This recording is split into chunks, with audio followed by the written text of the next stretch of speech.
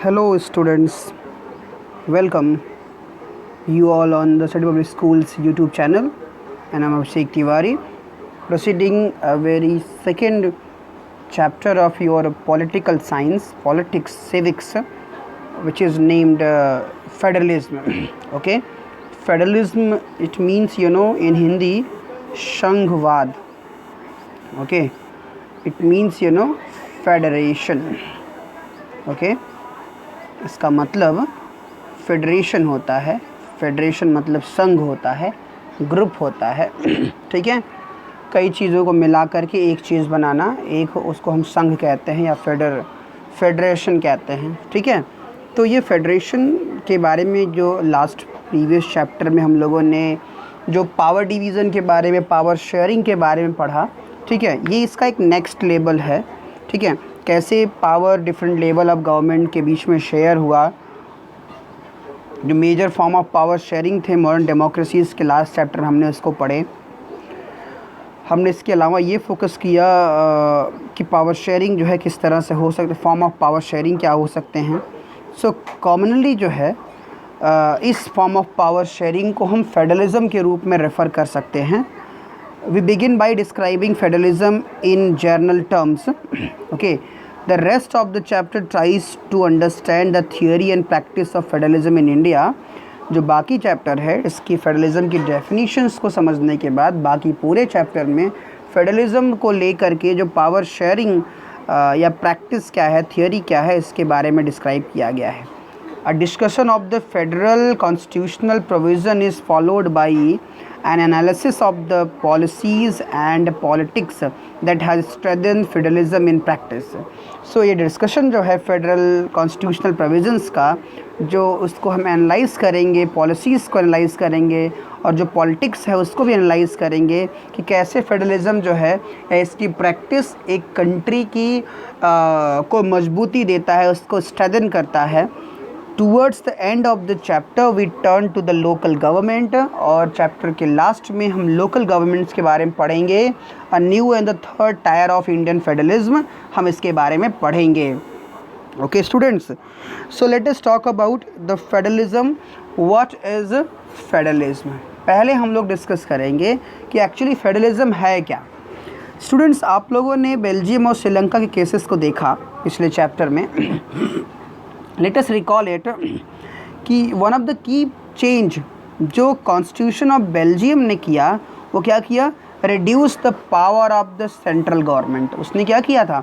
उसने central government के powers को रिड्यूस किया and to give these powers to the regional governments, और उसने उन पावर्स को रीजनल गवर्नमेंट्स को सौंप दिया. Regional governments existed in Belgium even earlier. Belgium में रीजनल गवर्नमेंट्स पहले से भी एग्जिस्ट थे ना, और इस तरह से जो बेल्जियम में पहले से एग्जिस्ट रीजनल गवर्नमेंट्स थी, ठीक है, उनके बीच में पावर्स को डिस्ट्रीब्यूट किया गया. They had their roles and powers, उनके अपने रोल्स एंड पावर्स थे, but all these powers were given to these governments and could be withdrawn by the central government.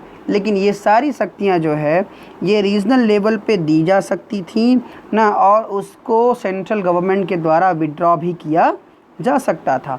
So the change that took place in 1993, तो जो बदलाव 1993 में हुआ वहाँ पे was that the regional government were given constitutional power. ठीक है, वहाँ पे क्या हुआ कि अब पावर तो उसको दिए गए थे, लेकिन पावर को विड्रॉ करने का अधिकार भी सेंट्रल गवर्नमेंट के पास था. लेकिन 1993 में अमेंडमेंट करके कुछ नए क्लॉज जोड़े गए और वहाँ की रीजनल गवर्नमेंट को कॉन्स्टिट्यूशनल फ्रेमवर्क में लाया गया, उसको संवैधानिक ढांचे में लाया गया. That were no longer dependent on the central government, जहाँ उसकी गवर्नमेंट सेंट्रल गवर्नमेंट के ऊपर डिपेंडेंसी उसकी अब ख़त्म हो चुकी थी. सेंट्रल गवर्नमेंट उसकी गवर्नमेंट को अब हटा नहीं सकती थी, बना नहीं सकती थी. जो पावर सेंट्रल गवर्नमेंट एंजॉय कर सकती थी वही स्टेट गवर्नमेंट या रीजनल गवर्नमेंट में भी इंजॉय करती. ठीक है, so thus Belgium shifted from a unitary to a federal form of government. यहाँ पे ठीक है, जो फॉर्म ऑफ गवर्नमेंट था ना गवर्नमेंट के फॉर्म की बात करें तो यहाँ बेल्जियम दो तरह के फॉर्म ऑफ गवर्नमेंट से मतलब एक से दूसरे में शिफ्ट किया था। बेल्जियम यूनिटरी से फेडरल की ओर उसने शिफ्ट किया था। ठीक है, बेल्जियम जो है वो यूनिटरी से लेकर के फेडरल गवर्नमेंट की तरफ वो चेंज किया था। सो श्रीलंका कंटिन्यूज़। अब यहाँ पे बात आती है कि यूनिटरी क्या होता है। यूनिटरी वो सरकार होती है जहाँ पे मेन पावर जो होता है वो सेंट्रल गवर्नमेंट के हाथ में होता है ना, स्टेट गवर्नमेंट उसकी अपनी कृपा से चीज़ों को पाता है। और फेडरल गवर्नमेंट वो होती है जहाँ पे पावर का इक्विटेबल डिस्ट्रीब्यूशन हुआ हो। ठीक है, और हर एक body from top to toe, हर एक बॉडी के अपने एक लीगल राइट्स हों जिसको दूसरी बॉडी विड्रॉ नहीं कर सकती हो। ऑटोनॉमस एक राइट्स मिलता है, उसको हम फेडरलिज्म कहते हैं। So for all practical purposes a unitary system. ठीक है, यहाँ से आप देख सकते हैं थोड़ा और यूनिटरी सिस्टम क्या होता है। System where the national government has all its power, जहाँ पे नेशनल गवर्नमेंट के पास सारी शक्तियाँ होती हैं। Tamil leaders want Sri Lanka to become a federal system, और इसी तरीके से श्रीलंका में भी ये व्यवस्था थी ना, और तमिल लीडर इसी चीज़ की मांग कर रहे थे कि श्रीलंका में एक फेडरल फॉर्म ऑफ गवर्नमेंट बननी चाहिए। वही फेडरलिज्म क्या होती है, ज़रा इसको भी समझ लेते हैं। ठीक है, कि फेडरलिज्म क्या होता है, ज़रा इसको भी समझ लेते हैं कि फेडरलिज्म जो है is a system of government in which the power is divided between the central authority and the various constituent units of the country. Central government क्या होता है, फेडरल गवर्नमेंट होता है कि सिस्टम ऑफ गवर्नमेंट होता है जहाँ पे पावर वो सेंट्रल अथॉरिटी से लेकर के जो और भी वेरियस कॉन्स्टिट्यूएंट यूनिट्स हैं, स्टेट गवर्नमेंट, लोकल गवर्नमेंट, उनके बीच में पावर जो है इक्वली डिवाइड हो, तो वो कहलाता है federal system. Usually a federation has two level of government. Usually एक फेडरेशन के दो लेवल ऑफ गवर्नमेंट होते हैं। ठीक है, एक होता है सेंट्रल गवर्नमेंट और दूसरा होता है, ठीक है, जो पूरे देश के लिए सरकार होती है, usually responsible for a few subject of common interest. ठीक है, तो वो एक सरकार होती है, ठीक है, जो जिसको हम कहते हैं कि नेशनल इंटरेस्ट के लिए जो कॉमन नेशनल इंटरेस्ट तैयार होती है ना, वो होती है जिसको हम सेंट्रल गवर्नमेंट कहते हैं। और जो दूसरी होती है the governments that at the level of provinces और states that look after much of the day to day administering of their state. ठीक है, और एक दूसरी होती है government at level of provinces, राज्यों के लेवल पे एक सरकार या states that look after much of the day to day administering, जो डे टू डे एडमिनिस्ट्रिंग को देखती हो, डे टू डे की जो है वो स्टेट के, तो वो हम कहलाते हैं स्टेट गवर्नमेंट। जो राज्य के डे टू डे गवर्नमेंट्स को मॉनिटर करता हो, उनकी अपनी स्टेट इंटरेस्ट को जो है फुलफ़िल करता हो, तो वो स्टेट गवर्नमेंट कहती है। तो यूजुअली दो तरह के ही गवर्नमेंट होती है। Both these level of governments enjoy their power independent of others। ठीक है, ये दोनों फॉर्म ऑफ गवर्नमेंट जो होते हैं वो अपने पावर को इंडिपेंडेंटली जो है गवर्न करते हैं। ठीक है, तो ये फेडरल सिस्टम का जो है पूरा ढांचा होता है।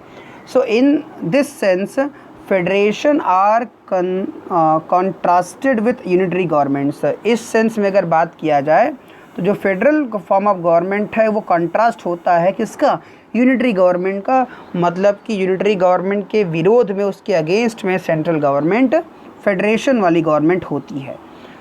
So under the unitary system इधर there is only one level of government और the sub units are subordinate of the central government. Unitary system में या तो एक लेवल ऑफ गवर्नमेंट होती है, एक ही लेवल की गवर्नमेंट होती है, या तो एक से अधिक लेवल भी होती है। तो बाकी जो लेवल होते हैं वो सब यूनिट्स होते हैं और सबऑर्डिनेट्स होते हैं सेंट्रल गवर्नमेंट के। सबऑर्डिनेट मतलब उनके नीचे काम करते हैं। ठीक है, central government can pass an order on orders to the provincial और the local government. Central government ही वहाँ पे स्टेट या प्रोविंशियल्स के लिए, प्रोविंशियल या फिर लोकल के लिए वो कानून बना सकता है, ऑर्डर पास कर सकता है। लेकिन एक फेडरल जो सिस्टम होता है, the central government can not order the state government. वहाँ पे सेंट्रल गवर्नमेंट स्टेट गवर्नमेंट को ऑर्डर नहीं दे सकता है। ठीक है ना, सेंट्रल गवर्नमेंट स्टेट गवर्नमेंट को ऑर्डर नहीं दे सकता है टू डू समथिंग, कुछ भी करने के लिए। State government has power of its own, state government की भी अपनी खुद की शक्तियाँ होती हैं, for which it is not answerable to the central government, जिसके लिए वो सेंट्रल गवर्नमेंट को आंसर देने के लिए रिस्पॉन्सिबल नहीं होती है, मतलब वो उसके लिए जवाबदेह नहीं होती है। Both these governments are separately answerable to people, ये दोनों ही फॉर्म ऑफ जो गवर्नमेंट होती है वो सेपरेटली ना लोगों के लिए आंसरेबल होती है, पीपल के लिए आंसरेबल होती हैं, ठीक है। So this is what the federal form of government, इसको कुछ इसके की फीचर्स होते हैं, एग्ज़ाम में ये भी बहुत इंपॉर्टेंटली पूछता है कि what are the key features of federalism. ये टॉपिक हम लोग अगले दिन पढ़ेंगे और दो तरह के फेडरलिज्म के बारे में स्टडी करेंगे। In the next lecture we would study it. So students, आज के लेक्चर में बस यहीं तक, अगले लेक्चर में जब हम लोग डिस्कस करेंगे, ठीक है, तो इसके आगे की जो टॉपिक्स हैं उनको हम डिस्कस करेंगे, इस टॉपिक के जो फीचर्स हैं फेडरलिज्म के उसको स्टडी करेंगे।